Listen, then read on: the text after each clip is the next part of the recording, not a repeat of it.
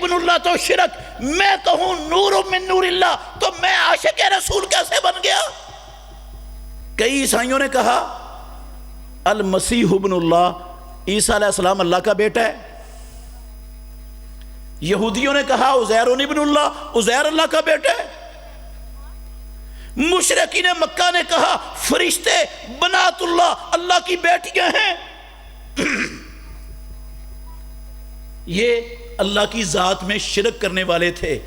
عیسیٰ علیہ السلام کو اور عزیر علیہ السلام کو اللہ کا بیٹا بنا کر، فرشتوں کو اللہ کی بیٹیاں بنا کر اللہ کی ذات میں شریک کر دیا، ان کو بھی معبود بنا لیا۔ دعویٰ یہ تھا اللہ کے سوا کوئی عبادت کے لائق نہیں۔ جب یہ اللہ کی اولاد بن گئی تو یہ اولاد ماں باپ کا جز ہوتا ہے۔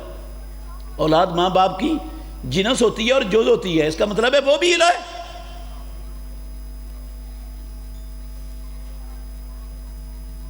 اور وہی کام ہم نے کیا ہوا ہے مسلمانوں نے۔ وہ کہتے تھے ابن اللہ، ہم مسلمان عاشقان رسول کہتے ہیں نور من نور اللہ۔ ابن اللہ اور نور من نور اللہ میں کوئی فرق ہے تو مجھے سمجھا دے کوئی اللہ کا بندہ۔ وہ کہیں ابن اللہ تو شرک، میں کہوں نور من نور اللہ، تو میں عاشق رسول کیسے بن گیا؟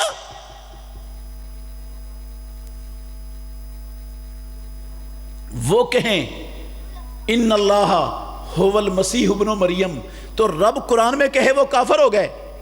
اور میں کہوں وہی جو مستوی عرش تھا خدا ہو کر، مدینے میں اتر پڑا مصطفیٰ ہو کر، تو ان کی بات میں اور میری بات میں کیا فرق ہے؟ وہ کہیں تو کافر، میں کہوں تو میں عاشق رسول، غلام مصطفیٰ، محب مصطفیٰ، اہل سنت، عاشق رسول۔ کیسے فرق کیا ان کی بات میں اور میری بات میں کیا فرق ہے؟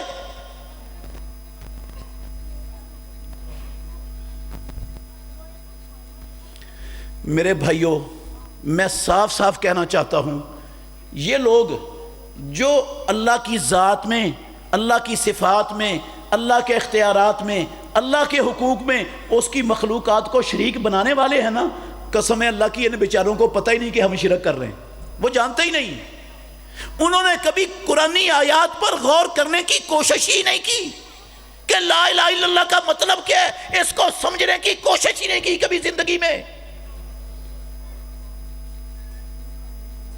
اللہ کے نبی کی دعوت، اللہ کی قسم ان کو کبھی سمجھ ہی نہیں آئی، پیارے پیغمبر دعوت کیا لے کے آئے تھے۔